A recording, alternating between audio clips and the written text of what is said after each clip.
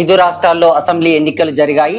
ఎవరు గెలుస్తారు అనే దానిపైన ఎగ్జిట్ పోల్ చూద్దాం. ఇప్పుడు అస్సాంలో 120 స్థానాలు ఉంటే అధికార బీజేపీ పార్టీ 90 నుంచి 100 స్థానాలు గెలుచుకునే అవకాశం కనిపిస్తోంది. అదే విధంగా కాంగ్రెస్ పార్టీ 10 నుంచి 15 స్థానాలు, ఇతరులు వచ్చేసి 5 స్థానాలు గెలుచుకునే అవకాశం కనిపిస్తుంది. అంటే మొత్తం మీద చూస్తే హేమంత్ బిశ్వ శర్మ తిరిగి హైట్రిక్ కొట్టబోతున్నాడు.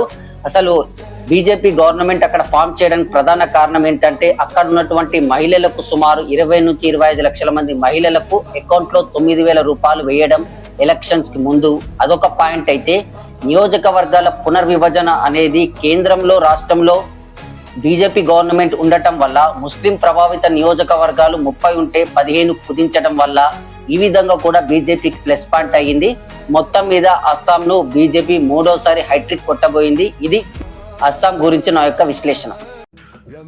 ఐదు రాష్ట్రాల్లో అసెంబ్లీ ఎన్నికలు జరిగాయి. ఎవరు గెలుస్తారు అనే దానిపైన ఎగ్జిట్ పోల్ చూద్దాం. ఇప్పుడు అస్సాంలో 120 స్థానాలు ఉంటే అధికార బీజేపీ పార్టీ 90 నుంచి 100 స్థానాలు గెలుచుకునే అవకాశం కనిపిస్తోంది. అదే విధంగా కాంగ్రెస్ పార్టీ 10 నుంచి 15 స్థానాలు, ఇతరులు వచ్చేసి 5 స్థానాలు గెలుచుకునే అవకాశం కనిపిస్తుంది. అంటే మొత్తం మీద చూస్తే హేమంత్ బిశ్వ శర్మ తిరిగి హైట్రిక్ కొట్టబోతున్నాడు.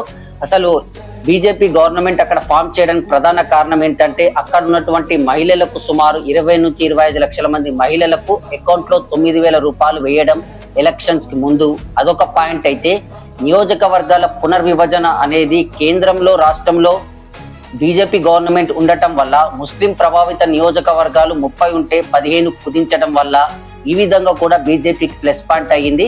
మొత్తం మీద అస్సాంను బీజేపీ మూడోసారి హైట్రిక్ కొట్టబోయింది. ఇది అస్సాం గురించి నా యొక్క విశ్లేషణ.